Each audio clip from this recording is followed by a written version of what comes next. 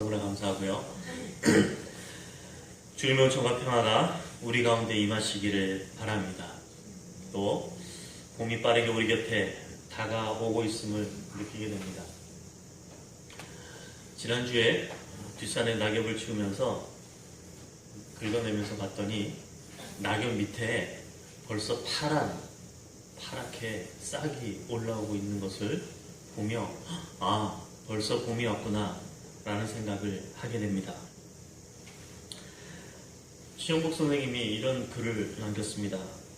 자동차로 빠르게 지나가는 사람에게 1m의 꽃길은 한 개의 점에 불과합니다. 그러나 천천히 걸어가는 사람에게는 봄을 남김없이 담을 수 있는 아름다운 꽃길이 됩니다. 고속도로를 매주 올 때마다 고속도로를 타고 옵니다. 고속도로를 타게 되면 저도 모르게 옆에 있는 차들과 속도 경쟁을 하고 있는 저 자신을 발견합니다. 고속도로에서는 주위의 풍경이 어떤가를 보기보다는 내 옆차가 나를 추월하지 않는가, 내가 저 차를 따라 잘 가고 있는가, 오로지 그것만을 바라보게 됩니다. 그런데 가끔 국도를 타게 되면 추월하기가 쉽지 않기 때문에 주위에 있는 꽃과 나무들을 보게 됩니다.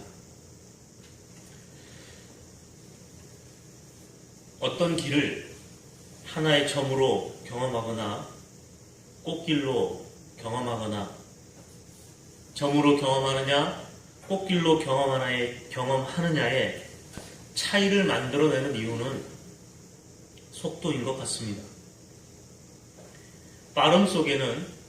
빠름 가운데서는 아름다움을 발견하기 어렵습니다. 우리가 살아가는 지금 현대인들은 대부분 자기 속도대로 살지 못하는 것 같습니다. 세상이 정해준 속도대로 살거나 그보다 더 빨리 달리려고 합니다. 누군가 다른 사람이 나보다 앞서갈지 모른다라는 그 조바심 때문에 늘 숨가쁘게 여유 없이 살아갑니다. 다른 사람보다 더 빨리 학교에 진학하고 더 빨리 진급하고 더 많은 것을 얻으려고 숨가쁘게 살아갑니다. 미셸 꽈트르라는 사람이 이런 글을 씁니다. 끊임없는 활동이란 현대의 가장 무자비한 우상 중에 하나이다. 우리는 할 일이 너무 많고 그러면서도 무엇이건 다 하려고 한다. 이 글을 읽는 순간 저 자신을 보는 듯한 느낌이 들었습니다. 뭔가를 해야 한다는 그 강박관념처럼 우리 자신을 지치게 만드는 것은 없는 것 같습니다. 빨리빨리 외치는 세상은 굉장히 역동적이게 보입니다. 빨리빨리에 익숙한 우리나라의 사회를 외국인들이 와서 보면 굉장히 역동적이고 힘있는 사회라고 말하기도 합니다. 그러나 그곳에는 느긋한 평안이 없습니다. 평안과 평안이 없으니 또한 생명의 기쁨, 삶의 기쁨 또한 없습니다. 누구나 평안을 꿈꾸지만 평안을 누리는 사람이 많지 않다는 것 또한 저마다 빨리빨리 과속하려는 세상에 적응하려고 하기 때문인 것 같습니다. 지난주에 이런 말씀을 드렸습니다. 장로님들에게 기독교 교육이라는 것을 강의하기 위해서 교육에 대해서 깊이 생각한 시간을 가졌노라고. 근데 공교롭게도 이번 주에는 도대체 교육이란 무엇일까? 도대체 우리 아이들은 어떤 교육을 내가 받고 싶어 하는가? 어떤 사람들이 선생님들이 우리 아이들을 가르쳤으면 좋을까? 라는 생각을 하는 계기가 있었습니다. 우연찮게 어떤 고등학교 선생님이 참 상대방을 무례하게 대하는 것을 발견합니다. 그 태도 속에는 고압적이고 거만한 모습을 보게 됩니다. 어쩌면 저렇게 상대방을 학교 선생님이 따라볼까? 도대체 저런 분들이 아이들에게 어떤 교육을 시키게 될까? 도대체 교육의 목적을 무엇으로 가지고 강단했을까? 여러분 혹시 아십니까? 국민교육헌장이라고? 아마 요즘 학생들은 모르겠지만 제 나이 또래 이상 되신 분들은 국민교육헌장을 아마 다 외우실 겁니다. 왜냐하면 다 못 외우면, 시험 봐서 못 외우면 청소를 했었거든요. 여러분, 국민교육헌장의 첫 구절이 어떻게 됩니까? 우리는 민족 중흥의 역사적 사명을 띠고 이 땅에 태어났다. 이 국민교육헌장에는 우리가 이 땅에 태어난 이유를 명확하게 알려주고 있습니다. 명확한 태어난 이유가 무엇이죠? 민족 중흥의 역사적 사명을 띠고 우리가 이 땅에 왔다고 말합니다. 이 국민교육헌장에 근거한 교육의 목표는 분명합니다. 산업사회의 일꾼을 만들어내는 겁니다. 그래서 우리 민족을 다시 부흥시켜야 한다고 말합니다. 또한 한때 우리 교육부의 명칭이 어땠습니까? 교육인적자원부라 말했습니다. 사람을 무엇으로 봅니까? 인적 자원으로 봅니다. 여러분, 그 말 속에는 우리 인간을 수단 또는 도구로 보고 있다라는 마음이 깔려 있는 겁니다. 여러분, 도대체 교육의 진정한 목적은 무엇이 되어야겠습니까? 거창고등학교 교장 선생님을 역임했던 전서원 선생님은 이렇게 말합니다. 그분의 책 제목이 이렇습니다. 왜 학교는 불행한가? 그러면서 거기서 이렇게 말합니다. 교육은 평화를 위한 목적 이외에 어떤 목적으로도 이용되어서는 안 된다. 그분은 단호하게 말하고 있습니다. 남을 억누르거나 남을 짓밟거나 빼앗는 일이 없는 세상의 꿈은 예수님의 꿈이기도 했습니다. 예수님은 간략하지만 핵심적인 말씀을 마태복음 5장에서 이렇게 이야기합니다. 평화를 이루는 사람은 복이 있다. 하나님이 그들을 자기 자녀라고 부를 것이다. 평화를 이루는 사람이 하나님의 자녀라고 부른다고 말씀합니다. 그러면 도대체 이 평화를 이루려면 어떻게 해야 할까요? 만나는 모든 사람 속에서 하나님의 형상이 있음을 알아야 합니다. 교육은 그리스도인들에게 있어서 교육은 사람들 속에 하나님의 형상이 있다라는 그 눈과 마음을 열어주어야 한다는 뜻입니다. 요즘에 핫한 뉴스가 뭡니까? 트럼프와 김정은의 협상이죠. 회담이 있습니다. 그것 또한 목적은 핵을 없애서 평화로운 세상을 만들고자 합니다. 여러분, 그리고 또 핫한 뉴스가 뭡니까? 우리 청년들은 그 클럽을 알는지 모르겠지만 버닝썬이죠. 다른 건 둘째치고요. 저는 그 뉴스들 가운데 눈에 들어오는, 귀에 들어오는 일이 있었습니다. 버닝썬이 그렇게 문제가 된 이유는 미성년자들이 거기 들어가서 술을 먹었다는 거죠. 클럽에 들어가서. 근데 여러분, 그 미성년들에 대해서 어떤 애들인지 아십니까? 그 아이들이 버닝썬에 있는 클럽의 가장 좋은 메인 자리를 예약을 합니다. 그러면서 우리가 거기 가서 비싼 샴페인을 시킵니다. 그 샴페인이 한 병에 뭐 80만 원이라나요? 얼마나? 예약을 해놓으면서 클럽에 들어가기 전에 통장으로 1,800만 원을 넣어줍니다. 여러분, 미성년자가요, 고등학생이 1,800만 원을 술집에 미리 지불합니다. VIP 대우를 받은 거죠. 그런데 엄마가 잡으러 왔습니다. 술집에 와서 우리 애들이 지금 미성년자 들어가 있다. 거기서 술 먹고 놀고 있는 애들을 잡아갑니다.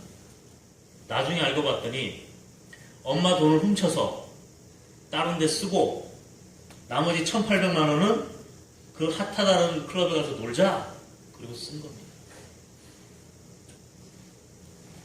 상상이 안 되죠, 우리 상식으로는. 여러분, 공부를 잘 못한다고, 자기보다 좋은 집에 살지 않는다고, 혼혈이라고, 외국인이라고 무시하고 괴롭히는 일들. 그래서 얼마 전에 인천에서 아파트에서 뛰어내릴 수밖에 없었던 사건, 안타까운 사건들이 있었죠.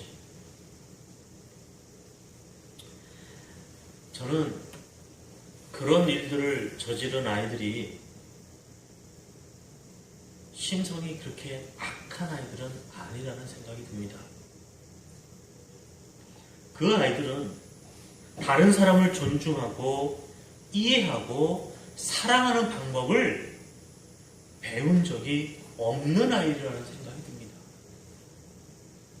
다른 사람을 수단으로 삼는 일이 일상이 돼서 어떻게 해서든지 자기의 이익과 자기를 위해서는 다른 사람을 이용해도 된다라는 이 무정한 세상이, 무정한 교육이 그 아이들을 괴물로 만들었습니다. 아브라함 조수아 헷셀이라는 사람이 이렇게 말합니다. 히람인들은 이해하기 위해서 배웠다. 히브리인들은 공경하기 위해서 배웠다. 현대인들은 사용하기 위해서 배운다. 이렇게 말합니다. 오늘날 21세기를 살아가는 우리 현대인들은 아는 것이 힘이라고 말합니다. 자기를 쓸모 있는 존재로 만들어서 사람들이 귀하게 여기는 상품으로 자기 자신을 내어 놓아야 한다라고 생각합니다. 그 상품의 값어치가 매겨진 가격이 사람들은 연봉이라고 표현합니다. 그렇기 때문에 청년들은 스펙 쌓기에 몰두할 수밖에 없습니다. 헷셀은 또한 이렇게 이야기합니다. 히브리인들의 옛말에 따르면 세상은 공부, 예배, 자애라는 세 가지 기둥에 서 있다. 공부는 하늘의 지혜를 더불어 나누는 것이고, 예배의 대상은 창조주며, 자애는 이웃의 아픔에 대해서 마음을 열고 동정을 베푸는 것이다. 이 세 가지 기둥에 세상이 서 있다라고 말합니다. 결국 참된 공부라는 것은 영원하고 보편적인 하나님의 뜻을 알아차리는 겁니다. 이것을 다른 성경에 있는 말로 표현하면 주님을 경외하는 것이 지식의 근본이라는 뜻과 같습니다. 인터넷에 발달한 오늘날 지식의 분량은 엄청나게 늘어납니다. 구글에서 검색하면 세상의 지식 중에 안 나오는 게 거의 없지요. 이렇게 지식의 분량은 늘어나지만 안타깝게도 인간성은 점점점 퇴보해 가는 것을 우리는 손쉽게 느끼고 발견할 수 있습니다. 참으로 안타까운 일입니다. 사람들은 네이버나 구글의 검색을 통해서 필요한 정보를 얻지만 참된 사람이 되기 위한 지혜는 검색을 통해서 얻을 수가 없습니다. 참된 사람이 되기 위한 지혜는 깊은 사색과 성찰과 기도와 사랑의 실천과 불의에 대한 투쟁을 통해서만 얻을 수 있습니다. 교육이 있어야 될 자리가 바로 이런 곳입니다. 마정화 시인의 딸을 위한 시라는 게 있습니다. 딸을 위한 시라는 이 제목 하에 시인은 이렇게 말합니다. 한 시인이 어린 딸에게 말했다. 착한 사람도 공부 잘하는 사람도 다 말고 관찰을 잘하는 사람이 되라고. 겨울 창가의 양파는 어떻게 뿌리를 내리며 사람은 언제 웃고 언제 우는지를. 오늘은 학교에 가서 도시락을 안 싸온 아이가 누군가를 살펴서 함께 나누어 먹으라고. 사랑하는 성도 여러분, 우리가 정말 알아야 할 것들은 혹시 이런 게 아닐까 생각해 봅니다. 남들이 흠모할 만한 자리에, 남들이 우러러 볼 만한 자리에 앉았을지라도 이웃의 아픔에 반응할 줄 모르는 사람이 되었다면 그 사람은 정말 불행한 사람입니다. 오늘 본문 속의 이사야 28장은 대략 이렇게 나누어집니다. 1절과 6절까지는 북왕국에 대해서, 하나님을 등지고 살아가는 북왕국에 대해서 화에 대해 선언합니다. 7절과 13절까지는 이스라엘에게 지식을 가르쳤다라고 하지만 횡설수설하고 있는 그 제사장과 예언자들에 대해서 조롱하고 있습니다. 14절에서 22절까지는 하나님의 공의와 정의를 저버리고 왜곡과 동맹하려는 예루살렘의 지도층에 대해 심판하겠다라는 말씀이 나옵니다. 그런데 오늘 23절과 29절에서는 분위기가 완전히 달라집니다. 이사야는 지혜로운 농부를 등장시킵니다. 그래서 이렇게 말합니다. 밭을 갈 때와 씨를 뿌릴 때를 정확히 안다고 말합니다. 계절에 따라 뿌려야 할 씨가 무엇인지, 구루가리를 어떻게 심어야 할지, 추수하고 타작할 때 어떤 도구를 사용해야 하는지 자세하게 말하고 있습니다. 농부들의 지혜가 앞서서 말하는 예루살렘의 지도자, 왕과 제사장과 예언자들, 이들보다 이들이 가지고 있던 그 허위의식, 껍데기의 모습과 대조를 이루고 있습니다. 그런데 성경은 이 농부들의 지혜조차 하나님께서 만군의 여호와가 가르쳐 주셨다라고 말하고 있습니다. 하나님은 농부들의 예를 통해서 하나님의 섭리가 어떤 것인지를 말씀해 주고 있습니다. 사랑하는 성도 여러분, 가끔 하나님의 뜻이 어디 있는지 모르겠다라고 말합니다. 그러나 하나님의 뜻은요, 어렵거나 비밀스러운 것이 아닙니다. 하나님의 뜻은 특별한 영적인 사람에게만 알려지는 것도 아닙니다. 마음을 열면 누구나 하나님의 마음을, 하나님의 뜻을 알 수 있습니다. 믿음이란 하나님의 생각과 지혜를 인정하는 데서 시작됩니다. 내 뜻을 관철시키기 위해서 하나님을 동원하는 것은 믿음이 아닙니다. 귀를 기울여 주님의 목소리를 듣는 사람, 주의 깊게 말씀을 듣는 사람은 삶이 아무리 어렵고 버거워도 절망하지 않습니다. 삶이 공고할수록 나의 마음을 하나님 앞에 꺼내놓고 하나님께서 들려주는 말씀과 응답에 귀를 기울입니다. 하나님의 말씀을 잘 듣기 위해서는 먼저 내 마음속에 가득 차 있는 소음들을 제거해야 합니다. 가끔은 일상의 자리에서 벗어나 자신의 모습이 어떠한지를 들여다보는 시간을 가지시기를 바랍니다. 성경은 떠나라, 따르라 이 단어들로 가득 차 있습니다. 믿는 사람들에게 있어서 떠남과 따르라는 이 말은 같은 의미입니다. 아브라함을 비롯해서 믿음의 조상들은요, 익숙하던 세계에서 벗어나 낯선 세계로 항상 움직였던 사람들입니다. 그들은 정착생활의 안락함보다는 하나님의 뜻을 따라 떠도는 삶을 선택했습니다.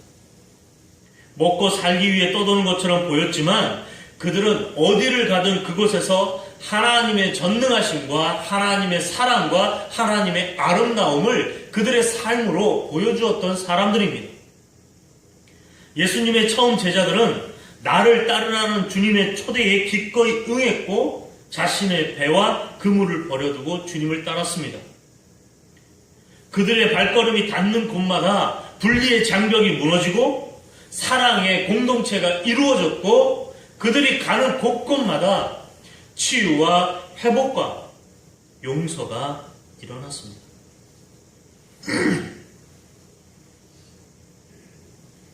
이번 주에 읽었던 책 중에 걷기의 인문학이라는 책이 있습니다. 그곳에서 저자는 한국 독자에게 쓴 편지의 마지막 부분에 이렇게 기록합니다. 걸어가는 사람이 바늘이고 걸어가는 길이 실이라면 걷는 일은 찢어진 곳을 꿰매는 바느질입니다. 보행은 찢어짐에 맞서는 저항입니다. 찢어진 곳을 꿰매는 바느질, 찢어짐에 맞서는 저항. 이 말이 저에게 강렬하게 다가옵니다. 하나님의 자녀가 되는 길, 바로 찢어진 곳을 꿰매는 바느질이요, 찢어지지 않도록 찢어짐에 맞서는 저항입니다. 다시 말하면 치유와 평화와 용서와 돌봄과 사랑입니다. 이것이 바로 하나님의 자녀가 되는 길입니다. 이사야는 하나님의 뜻을 따라 거듭난 백성들을 두고 사람들이 갈라진 벽을 고치나 길거리를 고쳐 사람이 살 수 있도록 한 왕이라고 부른다고 말합니다. 바로 성도라는 것은 이런 겁니다. 남들보다 앞서가는 것이 아니라 우리가 사는 세상을 좀 더 사람답게 살 수 있는 아름다운 곳으로 만들어가는 것, 바꾸어가는 인생, 이것이 바로 성공한 그리스도인의 인생입니다. 그런데 우리가 그런 삶을 선택하지 못하는 이유는 무엇일까요? 바로 불안과 두려움 때문입니다. 남들한테 뒤처질지 모른다는 불안감, 먹고 사는 일에 대한 불안감으로 인해 우리는 세상이 만들어 놓은 틀 속에 자꾸 갇혀나갑니다. 어제 지방에 가 있었습니다. 목사님들 만나서 이런저런 이야기도 나누고 봅니다. 그런데 대화를 나누는 와중에 문득 이런 생각이 들었습니다. 제가 목회를 처음 시작할 때만 하더라도 목사님들과 만나서 대화를 나누며 목회를 어떻게 해야 할지, 성도들을 어떻게 돌보아야 할지, 어떻게 자기 영성을 관리하고 하나님을 항상 바라보며 살 수 있을까, 이런 고민들을 동기들과 많이 나누고 이를 위해서 기도했던 것 같습니다. 그런데 문득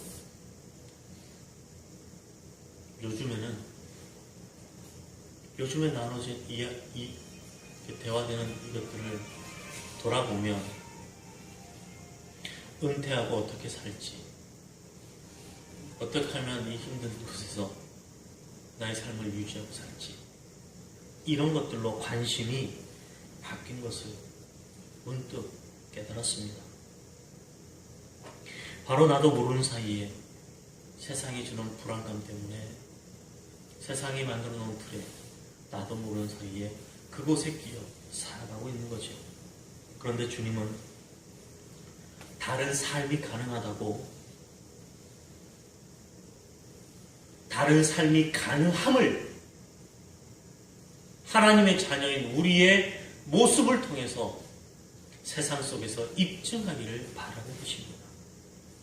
소유는 적어도 삶을 기쁨과 축제로 바꾸어 살 수 있다는 것을 세상에 보여주라 말씀합니다.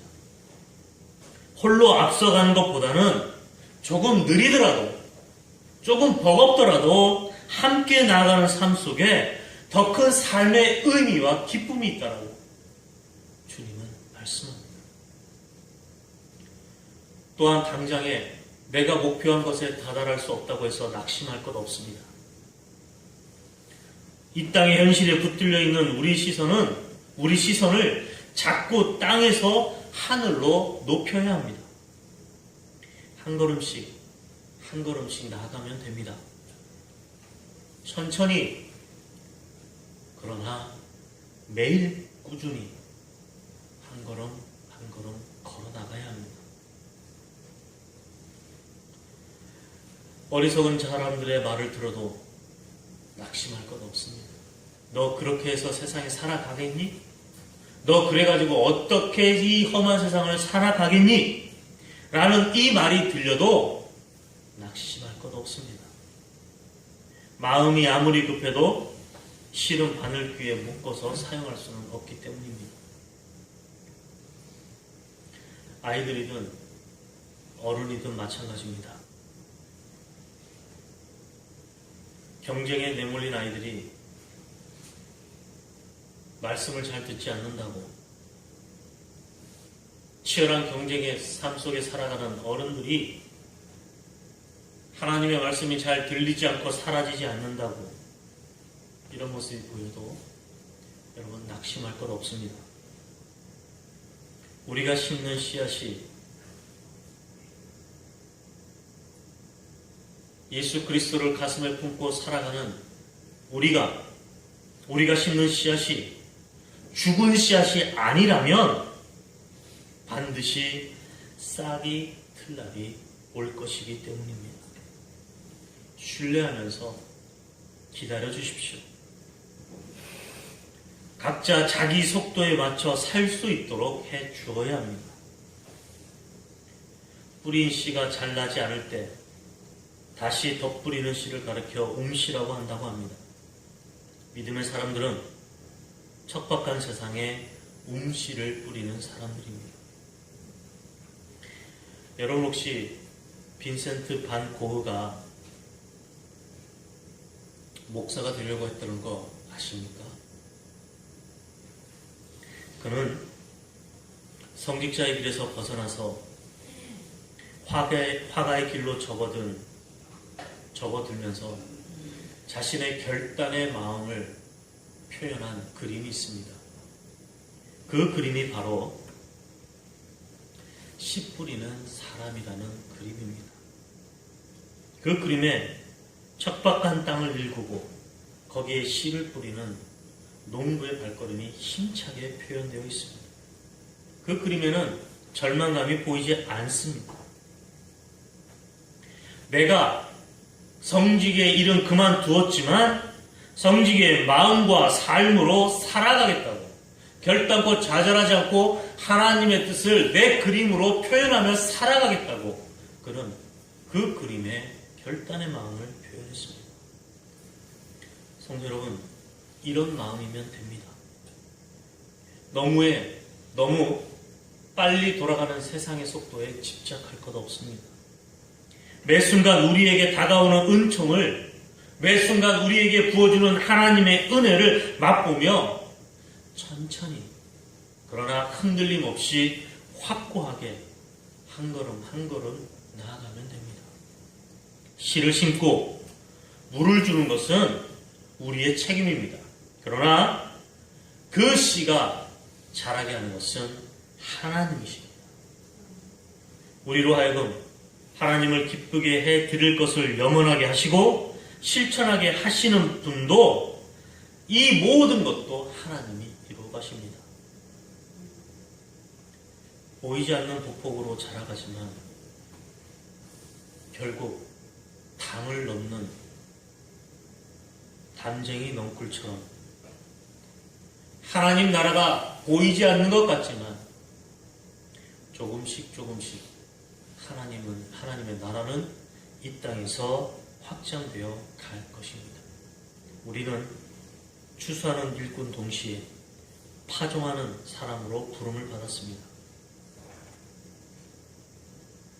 이 아름다운 봄을 맞이하는 계절, 생명의 씨, 평화의 씨를 뿌리는 기쁨을 누리는 둥지교회 성도들이 되시기를 간절히 축원합니다. 기도하겠습니다.